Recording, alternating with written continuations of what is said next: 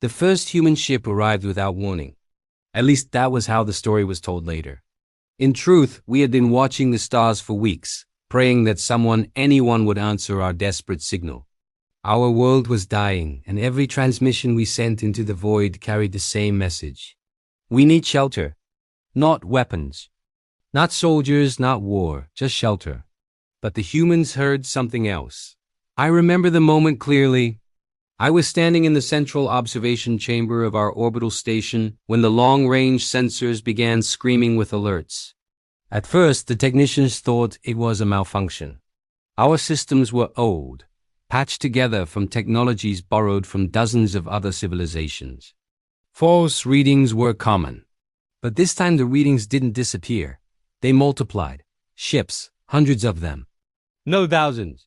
The display screen filled with blinking red markers as more signatures poured out of faster-than-light space. The room fell silent except for the quiet hum of the station's failing power grid. Identify the vessels, our commander ordered. The technician hesitated, fingers trembling over the console. The signal matches the species that answered our transmission. Which species? He swallowed. Humans. None of us knew what that meant. Our people had heard of humanity, of course. In the distant corners of the galaxy, where stories traveled faster than facts, humans had a reputation that changed depending on who told the tale. Some called them builders. Some called them explorers. Others called them conquerors. But the most common description was much simpler. Dangerous. The fleet emerging from hyperspace did nothing to calm our fears. Warships, even to our untrained eyes it was obvious. Their hulls were thick and angular, covered in heavy armor plating and weapon systems that dwarfed anything our fragile world possessed. Massive carriers drifted behind them like metal continents, escorted by sleek destroyers and squadrons of smaller attack craft. This was not a rescue fleet. This was an invasion force. Panic spread through the station immediately. Officers began shouting conflicting orders while civilian officials demanded explanations that no one could give. The transmission logs clearly showed what we had sent, a simple request. We asked the humans for shelter. Yet the armada outside our orbit looked ready to burn entire star systems. Our commander turned slowly toward the communications officer. Send them a message. What should I say? He paused for a long moment before answering. Ask them why they brought a war. The message was transmitted on every frequency we had. For several seconds, there was nothing but static. Then a response arrived. The voice that filled the chamber was calm, deep, and unmistakably human. This is Fleet Admiral Marcus Hull of the Terran Defense Command. The room froze. The humans had sent an admiral. That meant one thing. This fleet was not a civilian expedition. It was a military operation. Admiral Harlow continued speaking, his voice steady and confident, as if commanding a force of thousands of warships was the most ordinary thing in the universe. We received your distress signal. It indicated your species was facing an existential threat. That is correct, our commander replied carefully. Then our response is appropriate. A nervous murmur spread through the chamber. Appropriate? Appropriate for what? Our commander leaned closer to the console. Admiral Harlow, we asked for shelter. Yes, the human said. And instead you sent this. There was a brief pause. When the admiral spoke again, there was something strange in his tone. Not anger.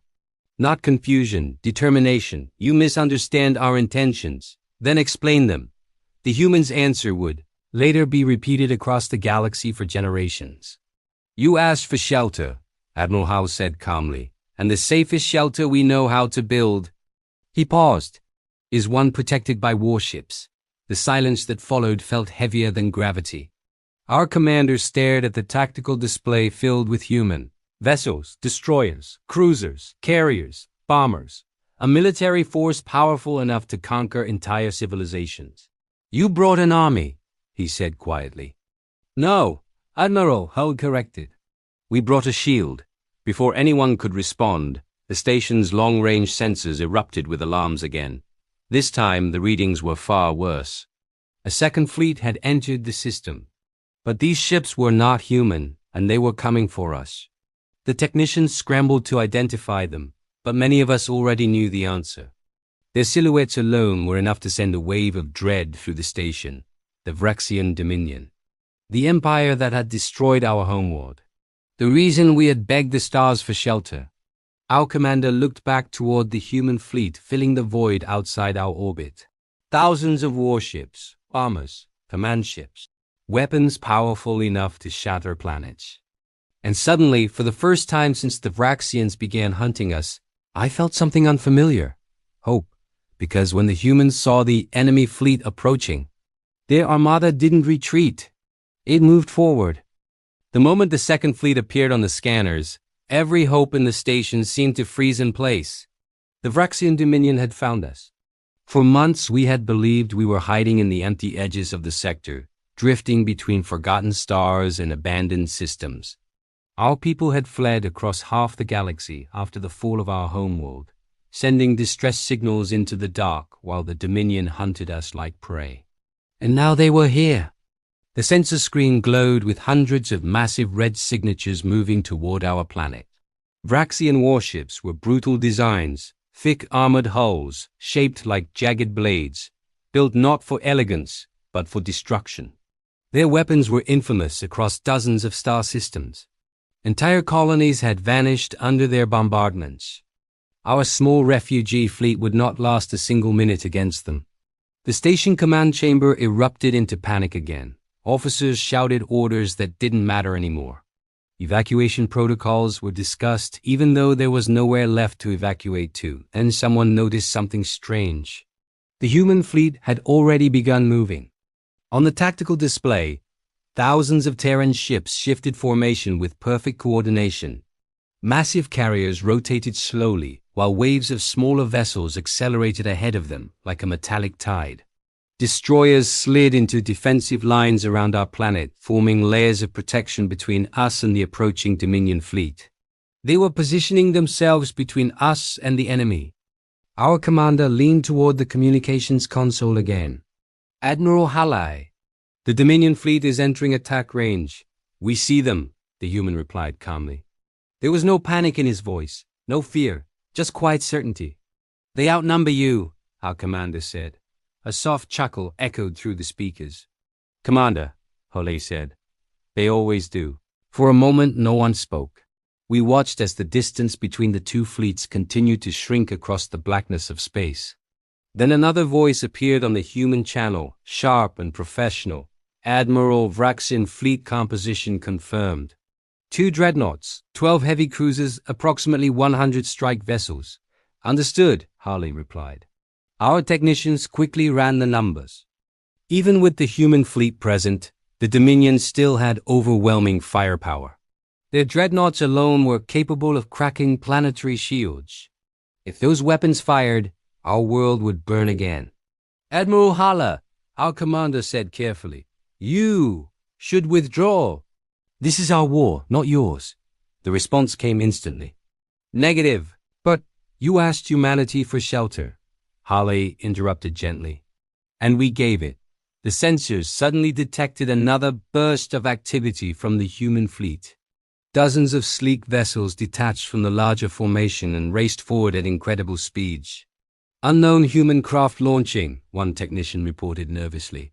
Our commander frowned. "Are those fighters?" The human officer on the channel answered before Harley could. "Not fighters." "Then what are they?" "Bombers." The word sent a ripple of unease through the chamber. Why would bombers be the first ship sent forward? A moment later, the answer appeared on the sensor screens. The Vraxian fleet had opened fire.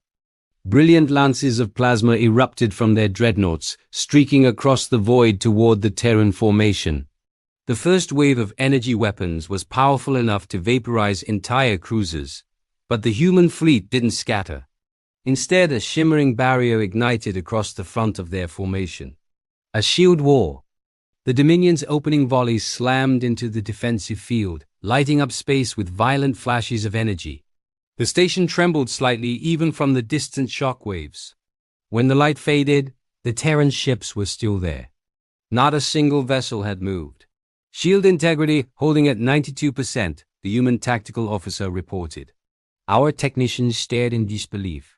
The Dominion dreadnoughts fired again. this time unleashing a concentrated barrage meant to overwhelm any defensive system. The shield wall held. And then the human bombers reached their targets. At first it looked like nothing happened. The small craft flew dangerously close to the Vraxian cruisers before releasing their payloads, tiny flashes, barely noticeable against the massive hulls of the Dominion ships. But seconds later, the explosions began. The first cruiser split open from the inside, its armor bursting outward as secondary detonations tore through its weapon systems. Another vessel lost half its engines in a violent chain reaction. A third simply vanished in a blinding flash of white light. The bombers streaked away before the Vraxians could react. Direct hits confirmed, the human officer announced calmly. In less than 30 seconds, 3 Dominion warships were destroyed. Our command chamber fell completely silent. The Vraxian fleet had spent years hunting us across the galaxy. Entire civilizations feared their military strength, and the humans had just torn through their front line like it was nothing. Our commander slowly leaned back in his chair, staring at the display where the human armada now advanced steadily toward the Dominion fleet. "Admiral Halle," he said quietly, "what exactly did humanity send here?" The human admiral answered without hesitation. "We sent commanders to lead the defense." Another explosion lit up the stars as a Vraxian cruiser erupted into debris. "Builders to protect your world." More Terran ships surged forward, forming massive orbital structures around our planet. And bombers, a new wave of Terran attack craft launched from the carriers behind the fleet. To make sure no one ever threatens that shelter again, across the void, the Dominion fleet began reorganizing for a full assault, and the human armada accelerated to meet them. The moment the first Vraxian cruiser exploded, the balance of the battle changed. For years, the Dominion had ruled through fear. Their fleets arrived without warning, crushed resistance in minutes, and left nothing behind except drifting ruins. Entire systems surrendered the moment Vraxian warships appeared on their sensors. But now something different was happening. For the first time in our memory, the Dominion fleet had been hit first, and they were not used to it. Across the tactical display inside our station, the Vraxian formation shifted suddenly. Their ships spread outward, attempting to reorganize after the unexpected bomber strike. Heavy cruisers moved to shield their dreadnoughts, while dozens of smaller attack vessels surged forward to intercept the Terran bombers. "Enemy fighters launching," one of our technicians reported, but the human fleet was already ready for them. A new line of Terran destroyers accelerated ahead of the main formation, engines burning bright against the darkness. Their movement was smooth and controlled, like a wall sliding forward across the void. Then their weapons opened fire. Unlike the brutal plasma cannons used by the Dominion, the human destroyers fired long streams of concentrated kinetic rounds. Thousands of glowing projectiles streaked across space, tearing through the approaching Vraxian fighters before they could reach the bombers. Several enemy craft disintegrated instantly. Others spiraled out of control, their hulls shredded by the relentless barrage. Within seconds, the entire Vraxian interception wave collapsed. Inside our command chamber, the disbelief was impossible to hide anymore. "They're dismantling them," one officer whispered. Our commander remained silent, watching the human fleet with growing amazement. Every Terran ship moved with precise coordination, reacting instantly to every change in the battlefield. There was no chaos, no hesitation, just discipline. On the communication channel, Admiral Hale's voice remained calm as ever. "Bomber squadrons, regroup and prepare for second strike." "Acknowledged," several pilots answered. Our commander leaned toward the console again. "Admiral, the Dominion dreadnoughts haven't fired their main weapons yet." "We know," Holly replied. "You should keep your fleet at distance. Those cannons can destroy entire battle groups." "Yes," the Admiral said quietly. "That's why we're closing in." For a moment, our commander thought he had misheard. "You're doing what?" But the answer became obvious on the tactical display. The entire Terran armada surged forward. Thousands of ships accelerated together, engines blazing as they advanced directly toward the heart of the Dominion fleet. The Vraxians reacted instantly. Their 2 massive dreadnoughts rotated slowly, aligning their enormous spinal cannons toward the incoming Terran formation. Energy signatures spiked violently as their weapons charged. Every being in the station understood what was about to happen. When those cannons fired, entire sections of the human fleet would vanish. Our commander spoke urgently into the communicator. "Admiral Howhall, pull back. You're moving directly into their firing arc." But the human admiral did not change course. Instead, he gave a single order: "Deploy the builders." For several seconds, nothing seemed to happen. Then enormous shapes began emerging from the rear of the human formation. At first, we thought they were more carriers. But as they moved closer to our planet, their true purpose became clear. Construction vessels. Dozens of massive ships unfolded mechanical frameworks that expanded outward like metallic skeletons. Segments of shining material locked together piece by piece, forming enormous geometric structures in orbit around our world. "What are they building?" someone asked in confusion. Before anyone could answer, the first structure activated. A wave of blue light surged across space as an enormous defensive grid formed around the planet. Energy nodes connected across the orbital structures, weaving together into a shield far larger and stronger than anything our civilization had ever constructed. Our technicians stared at the readings in disbelief. "Planetary defense network." "Online," one of them whispered. "They're building a shield," another said. "Not a small one. An entire fortress." Within minutes, the builders had transformed the empty orbit around our world into a layered defensive grid of satellites, energy barriers, and weapon platforms. Our planet was becoming a fortress in real time. And the humans were doing it while fighting a battle. "Admiral," the human tactical officer reported, "planetary shield construction at 40%. "Good," Hale replied calmly. Across the battlefield, the Dominion dreadnoughts finally fired. Two colossal beams of burning energy erupted from their spinal cannons, streaking across the void toward the Terran fleet. The beams carved through space like the wrath of stars themselves, but the human ships didn't scatter. Instead, they rotated their formation, concentrating their shield systems together. The beams struck the Terran defensive barrier with a blinding flash. For a moment, it looked like the entire fleet had vanished inside the explosion. Our sensors screamed with energy readings beyond anything we had ever recorded. Then the light faded. The Terran fleet was still there, damaged.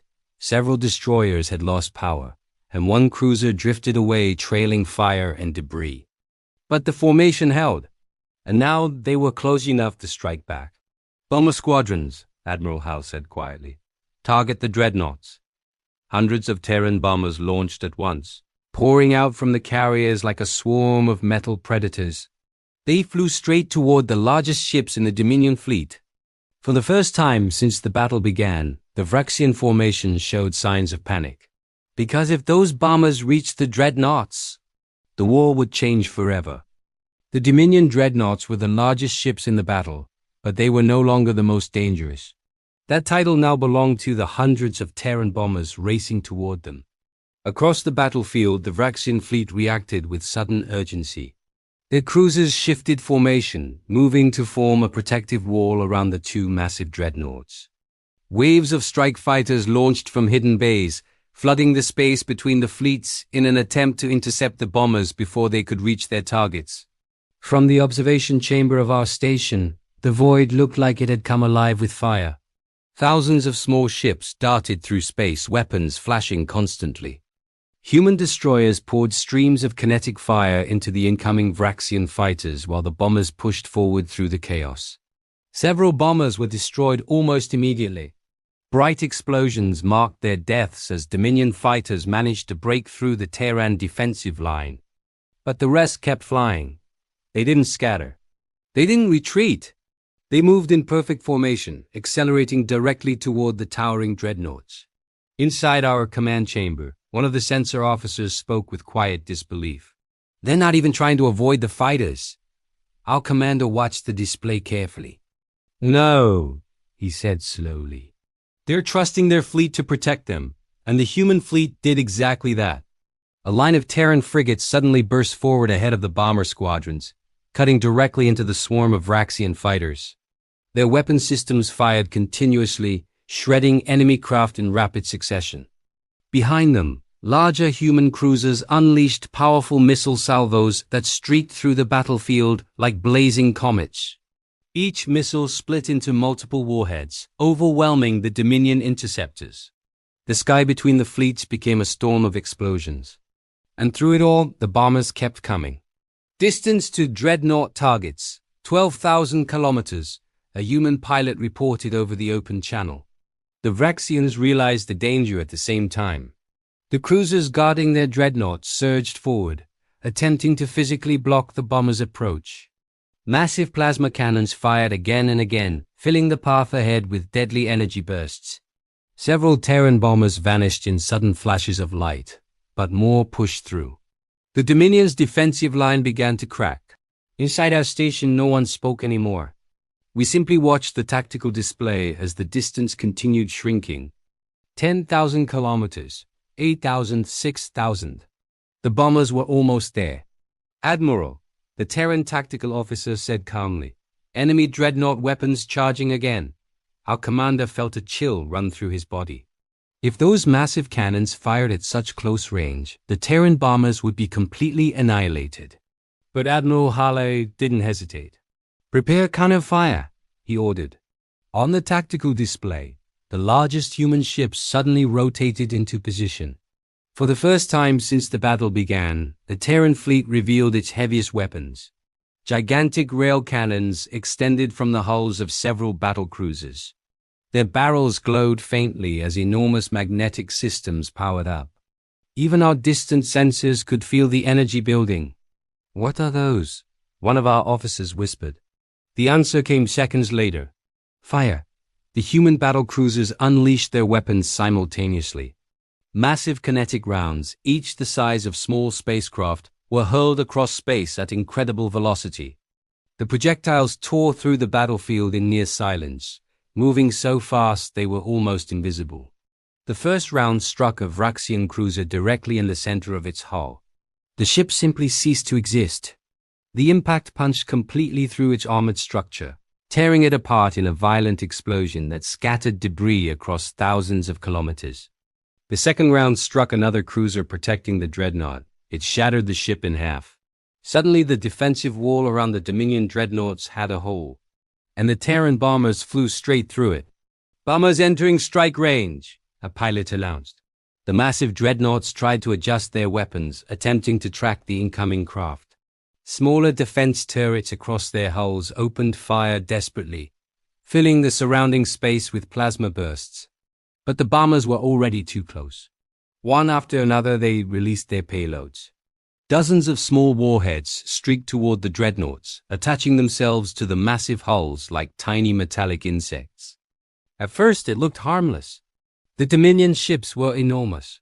The explosives seemed insignificant compared to their colossal armor. Then the warheads activated. Instead of exploding outward, they drilled inward. The charges bored through layer after layer of armor plating before detonating deep inside the ship's internal structures. The first dreadnought shuddered violently. Our sensors detected catastrophic power fluctuations throughout its entire frame. Seconds later, a blinding chain reaction tore through its core. The massive warship erupted into a growing sphere of fire and shattered metal. The explosion was so powerful it pushed nearby Vraxian ships away like drifting debris. Inside our command chamber, no one breathed. The Dominion had just lost a dreadnought, and the bombers were already circling toward the second one. For the first time in the entire battle, the Vraxian fleet began to retreat. But the humans were not finished yet. A void of space shimmered, not with starlight, but with the cold, hard glint of warships. On one side, the Terran Alliance fleet, a collection of sleek destroyers and agile cruisers, their engines burning a fierce, defiant blue. On the other, the overwhelming might of the Dominion, their fleet anchored by the colossal forms of their dreadnoughts, ships the size of small moons, bristling with enough firepower to crack a planet. This was the battle for the Elysian Gate, and everything was on the line. The first volley was a silent, terrifying spectacle. Lances of pure energy, thick as skyscrapers, erupted from the Dominion dreadnoughts. They moved faster than thought, striking the Terran line. Shields flared, buckling under the immense power. A Terran cruiser, the Valiant, caught a direct hit. For a heartbeat, it glowed like a newborn sun, and then it simply vanished. A weave of ionized gas was all that remained. The loss was staggering, but there was no time for grief. Terran Admiral Eva Rostova, her face illuminated by the holographic command table, gave the order. All wings, execute Plan Delta. Focus fire on the lead dreadnought, the Imperator. We crack that shell or we all die here. The Terran strategy wasn't to go head-to-head. That was suicide. Their plan was speed, precision, and overwhelming a single point. Swarms of starfighters and bombers, like angry hornets, peeled away from the larger ships. They weaved through the storm of enemy fire, a deadly ballet of light and motion. The Imperator's point defense cannons spat a web of flak and laser fire, turning the space around it into a meat grinder. Fighter after fighter vaporized, but some got through. Plasma torpedoes slammed into the dreadnought's shields, creating brilliant, expanding ripples of energy. The shield held, but it flickered. It was weakening. On the bridge of the Terran flagship, the Horizon, crew members shouted damage reports and energy readings. The tension was a physical thing. Rostova watched the data streams, her expression grim. They're adapting, rerouting power to the forward shields. It's not enough. Commander Jorik, are your bombers in position? A voice crackled over the com. Affirmative, Admiral. We're on their flank, using the debris from the Valiant as cover. They don't see us yet. Good, Rostova said, a spark of hope in her eyes. On my mark, the main Terran fleet intensified its frontal assault, a desperate, glorious charge designed to draw all the attention, all the fire. The Imperator's massive turret swiveled, tracking the incoming cruisers, ignoring the gnats on its flank. That was the mistake Rostova had been counting on. Mark, she commanded. From the shadow of the wreckage, a squadron of heavy bombers, nicknamed the can openers, accelerated. They weren't carrying standard torpedoes. Their payload was a new, experimental weapon. Shield inversion warheads. Instead of brute force, these warheads were designed to overload a shield's energy matrix, causing a catastrophic feedback loop. The missiles streaked towards the Imperator's less protected port side. They impacted not with a bang, but with a strange, harmonic hum that resonated through the void. For a moment, nothing happened. Then the dreadnought's shield, which had withstood the combined fire of a dozen warships, flashed a violent violet and collapsed inward. Alarms blared across the Dominion bridge, a symphony of panic. All ships, fire at will on the Imperator's hull. Don't let them recover. Rostova's voice was a clarion call. The entire Terran fleet, what was left of it, unleashed hell. Laser cannons, railguns, missile pods, every weapon available tore into the now exposed hull of the giant. Explosions blossomed across its surface like a deadly rash. Secondary explosions ripped through its spine as munitions depots and power conduits ignited. The Imperator, the pride of the Dominion fleet, began to list trailing fire and atmosphere. But the battle was far from over. The other Dominion dreadnoughts, enraged by the loss of their flagship, began to advance, their weapons glowing with vengeful energy. The space around the Elysian Gate was about to become an even deadlier inferno. The Terrans had won the first exchange, but the price of victory was yet to be paid. The battlefield had completely turned. The Dominion fleet, once the relentless hunters, were now the desperate hunted. From our station we could only watch in awe as the massive Vraxian ships perished one by one. The Terran destroyers were a tidal wave of metal and fire, pushing ever onward. Their bombers, like angry wasps, raced toward the wounded dreadnought at the heart of the enemy fleet. The colossal ship tried to retreat, to limp away into the void, but it was far too slow, far too damaged. Inside our command chamber, every eye was glued to the tactical display. The air was thick with tension. A pilot's voice crackled over the comms. Bomber squadrons entering final attack range. The Vraxians fought back with everything they had, a flurry of desperate energy blasts. But the Terran bombers were relentless, weaving through the chaos with impossible skill. Then the Terran battle cruisers advanced, their main rail cannons firing in a devastating volley that smashed the dreadnought's final shields into glittering dust. Suddenly, the dreadnought was naked, its armor exposed to the cold vacuum. Target clear. Release payload, the order came. A moment later, warhead struck its hull. We saw a ripple of internal explosions tear through the massive warship from bow to stern. Then its reactor core collapsed. A blinding sphere of pure energy erupted, silently consuming everything nearby. The first dreadnought, a symbol of unstoppable power, was gone. A profound silence fell over our station. We had just witnessed a titan fall in mere minutes. The Vraxian fleet, their morale shattered, broke formation, their ships scattering in a desperate attempt to flee.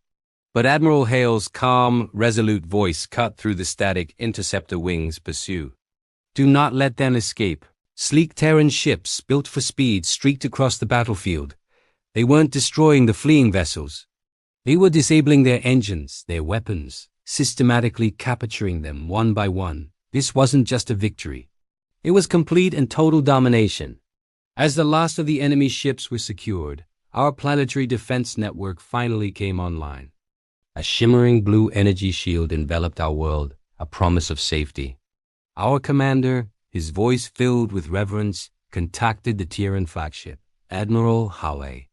The Dominion fleet is defeated. A simple, calm reply came back. Yes, our commander continued. You didn't just protect us. You destroyed the force that has hunted us for generations. There was a long pause. Then Admiral Hale's voice returned, looking out at the thousands of ships, the builders, the warriors. You asked humanity for shelter, and this is how we build it. But as silence settled once more, a new signal blinked onto our screens, a faint, distant signature from beyond the system. It was unmistakable, the Dominion, and they were coming. The battlefield around our world slowly fell quiet, but the silence did not feel peaceful. It felt like the moment between storms, a heavy stillness that promised more to come. Fragments of destroyed ships, jagged pieces of metal and hull, drifted through the blackness of space. Among them, Terran vessels moved with careful precision, their searchlights sweeping across the debris field. They were securing damaged Dominion craft and, more importantly, rescuing any survivors they could find. Fires still burned across shattered hulls, glowing like faint, dying embers in the darkness. For the first time since the battle began, the constant screaming alarms inside our station finally stopped. The sudden quiet was almost deafening. But the relief it brought was short-lived, a fleeting moment of calm before the next wave. Commander, one of the sensor technicians said suddenly, his voice tight with renewed tension. That signal we detected earlier. It's getting stronger. Our commander turned his gaze back toward the main holographic display, his expression grim. Source? Deep Space Relay Transmission, the technician answered, his fingers flying across his console. It's being broadcast across multiple encrypted Dominion channels. Admiral Hale's voice, calm and steady, joined the conversation from his flagship. Patch it through. A moment later, the command chamber filled with a harsh, unfamiliar voice. It spoke in a cold, arrogant tone that every survivor of the Dominion's tyranny recognized instantly. It was the voice of absolute, unquestioned power. This is War Overseer Kavek of the Vraxian Dominion. Several officers around the room stiffened at the name. We all knew who the overseers were. They weren't simple fleet commanders. They were the architects of Dominion expansion, the leaders who directed conquest across entire sectors of the galaxy. If one of them was speaking to us, the situation was far larger, far more dangerous than we had ever imagined. The transmission continued, each word dripping with condescension. Our fleet in this system has been destroyed by an unknown military force identified as Terran. There was a brief pause, a fractional hesitation, as if the overseer himself struggled to believe the report from his own forces. This loss will be corrected. Inside our command chamber, a heavy, suffocating silence settled over the room. Then the voice spoke again, its tone sharpening like a blade. Human fleet, you have interfered in Dominion territory. You have destroyed 2 dreadnoughts and captured multiple warships belonging to the Vraxian Empire. The words were an indictment, a judgment already passed. This is your only warning. Admiral HFY listened quietly from his command chair, his face unreadable as the overseer continued his monologue. Withdraw from this system immediately. The species you are protecting belongs to the Dominion. Their world has been claimed. Our commander clenched his hands into tight fists at his sides. The sheer arrogance was staggering. Even after losing an entire fleet, the Dominion still spoke as if our fate was already decided, as if we were merely a footnote in their grand galactic history. Then the Overseer delivered his final, chilling threat. If you refuse to leave, the Dominion will send a force large enough to erase this system from existence entirely.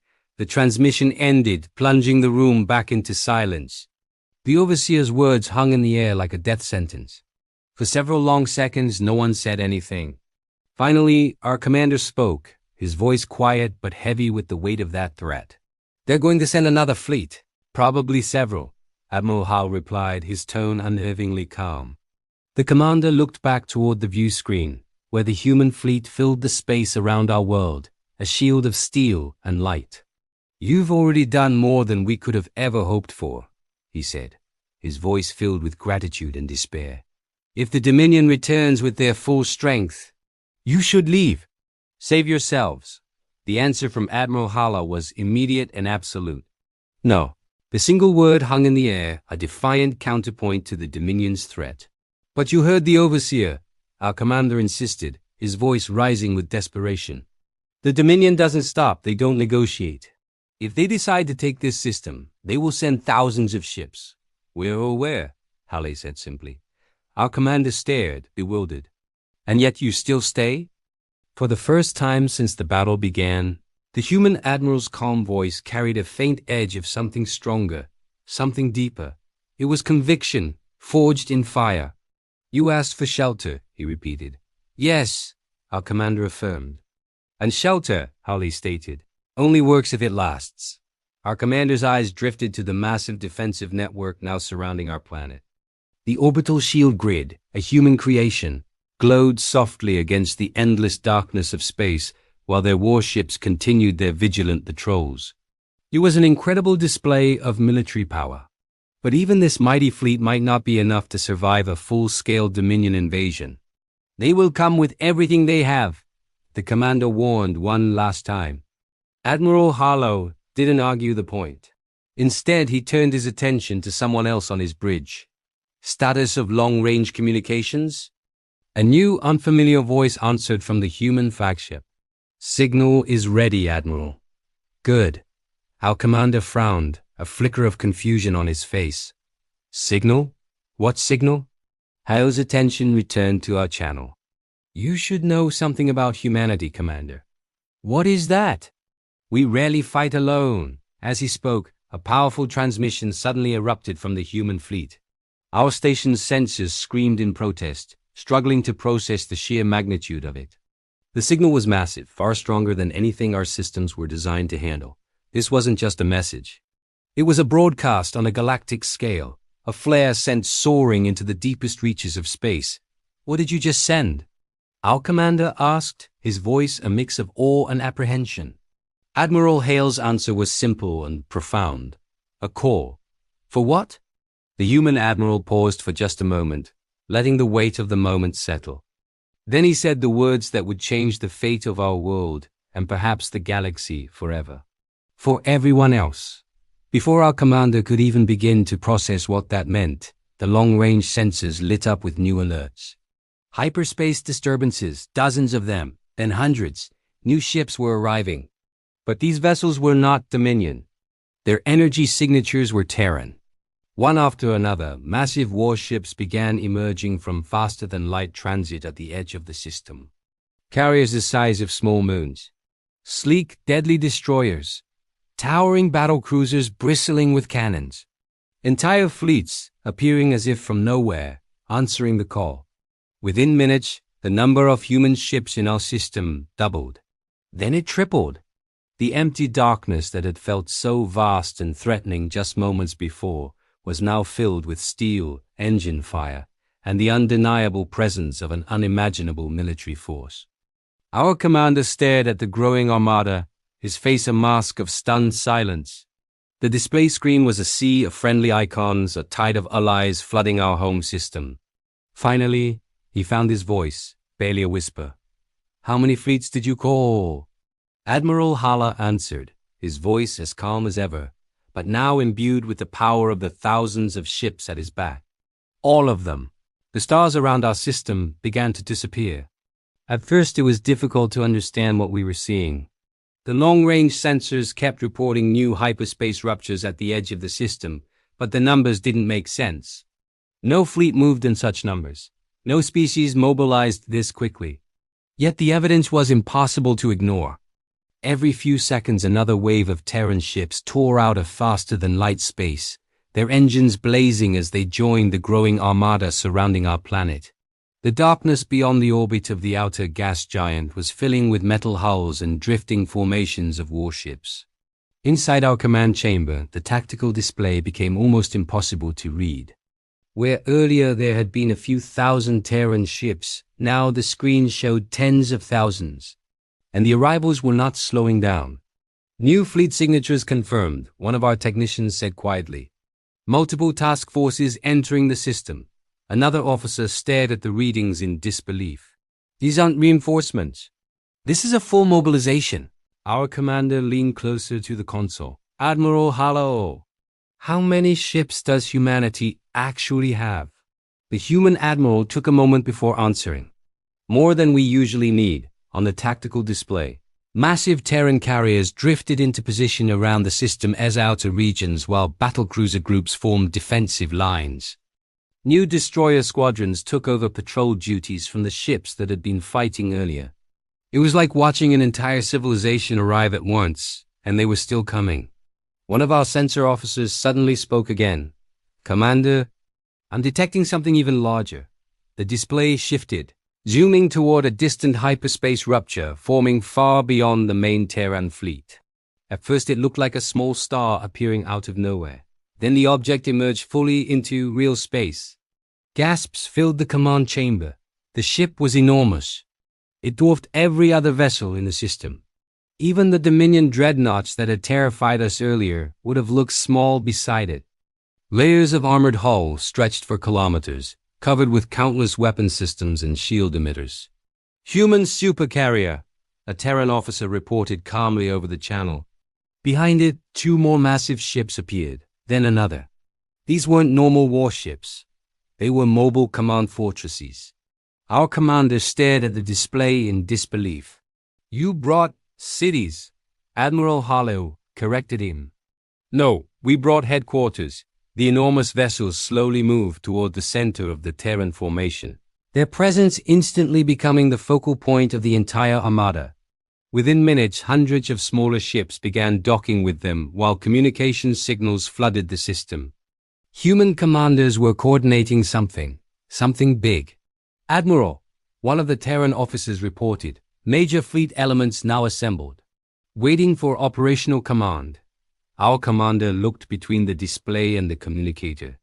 You're preparing for the Dominion counterattack. Yes, but they haven't arrived yet. They will. The calm certainty in Hala's voice made the statement sound less like a prediction and more like a fact. Our commander hesitated before asking the next question. When they do, what will you do? For the first time since the call had been sent, Admiral Hale's tone changed slightly. Not anger, not excitement. Just quiet resolve. We end the war. Those words sent a ripple of unease through the command chamber. End the war? The Dominion controlled hundreds of systems across multiple sectors of the galaxy. Their empire had grown for centuries through conquest and fear. No one ended wars with the Dominion. They survived them. But the humans seemed to think differently. Outside the station windows, the Terran armada continued expanding until it stretched across enormous sections of the system. Defensive formations overlapped with attack fleets, while carriers launched endless waves of fighters to patrol the surrounding space. Our once empty system had become one of the most heavily defended places in the galaxy, and humanity had built it in a matter of hours. Then the sensors screamed again. This time the readings were far larger than before. Hyperspace rupture detected. The technician shouted. The command chamber went silent instantly. Everyone knew what it meant. The Dominion had arrived. But the scale of the readings made our blood run cold. The first Vraxian ships emerged from hyperspace near the outer edge of the system. Then more appeared behind them. And more. Within minutes, an enormous armada began pouring into real space. Cruisers, destroyers, heavy assault carriers. And at the center of the formation, even larger warships than the dreadnoughts we had already seen. The Dominion had not come for revenge. They had come for annihilation. Our commander looked at the display showing the two massive fleets now facing each other across the system. The largest Dominion force we had ever seen, and the largest Terran armada ever assembled. He spoke quietly into the communicator. Admiral Haller, they brought an empire. The human admiral's answer was calm. Good. Outside our planet's shield, the Terran fleets began moving forward together. The void of space held its breath, a silent, star-dusted arena for the clash of titans. On one side, the Dominion Armada, a terrifying swarm of biomechanical monstrosities, their carapaces gleaming with malevolent energy. They were a plague upon the stars, consuming worlds with an insatiable hunger.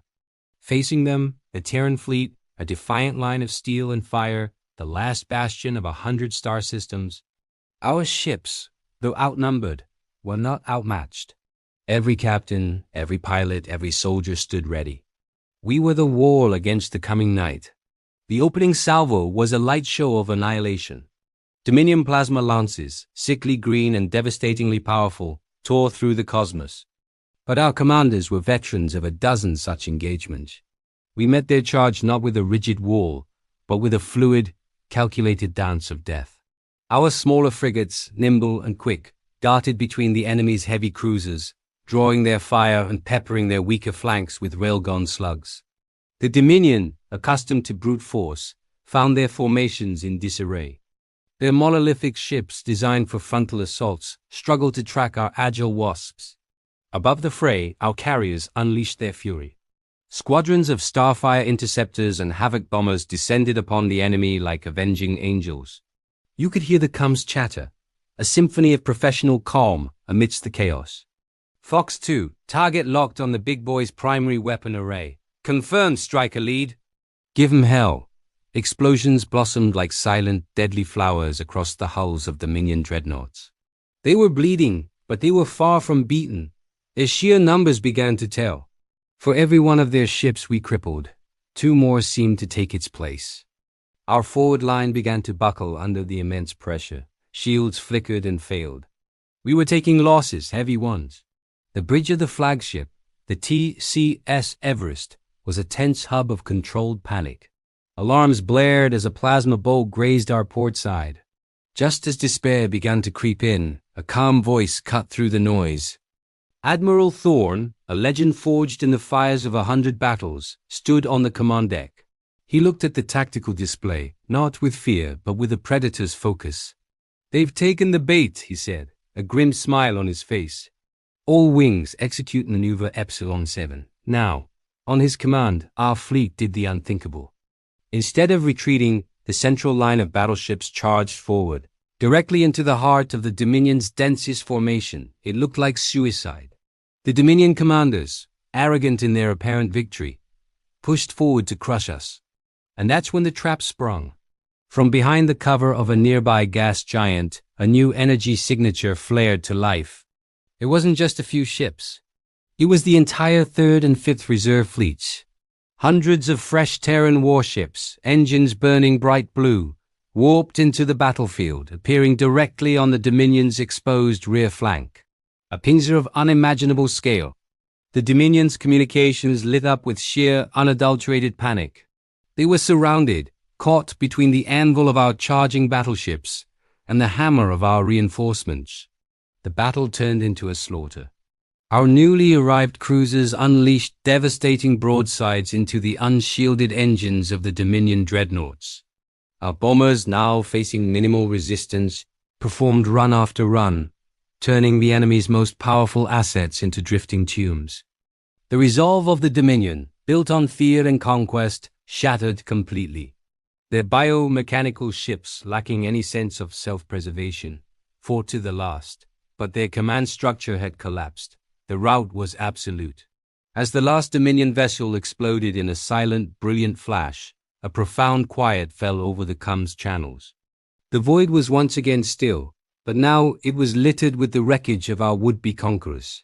Cheers erupted across the fleet, from the bridge of the Everest to the engine rooms of the smallest corvettes. We had faced the abyss and held the line. That day, we taught the galaxy a lesson. Humanity might be pushed, we might be bloodied, but we will never, ever be broken. We are the children of Earth, and the stars are our home. For centuries, the Zilosians huddled in their crystal cities, their history a long, sad song of retreat. They were a species of thinkers and artists, not warriors. Their world, Xylos, was a jewel of shimmering spires and bioluminescent forests, but it was also a target. The Cathar, a brutal empire of cosmic marauders, had been preying on them for generations, taking resources, enslaving their people, and leaving scars on their planetary psyche. The Xylosians believed their only hope was to remain small, to be so insignificant that the Cathar might one day forget them. Safety, to them, meant being invisible. Then came the day the Cathar decided to end it all. A fleet of unimaginable size blotted out the Xylosian suns, a death sentence hanging in the void. Panic swept through the crystal cities. Their deepest fears were realized. Invisibility had failed. They broadcasted a final, desperate plea to the cosmos, a message of farewell, a record of their existence for whoever might find it later. They expected silence. What they got was an answer. From a tear in space-time, a fleet emerged, sleek and powerful, bearing symbols the Xylosians had never seen. These were the humans, the Terran Defense Fleet. They didn't make grand pronouncements or issue threats. They simply moved. With breathtaking precision and overwhelming firepower, the human ships dismantled the Cathar armada. Lasers and plasma cannons, wielded with the cold efficiency of a surgeon, turned the marauders' dreadnoughts into drifting debris. For the Xylosians watching from below, it wasn't just a battle, it was a revelation. When the last Cathar ship was a memory, a single human vessel descended. The message they sent was simple. You called for help. We came. The Xylosians realized their long-held belief was wrong. True safety wasn't about hiding or being small. It was about having friends. Powerful, reliable friends who show up when the darkness gathers.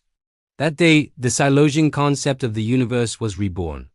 They were no longer alone, and for the first time in their history, they felt truly safe. Not because they were invisible, but because they were seen. Thanks for watching. If you enjoyed this story, don't forget to like and subscribe for more tales from across the galaxy.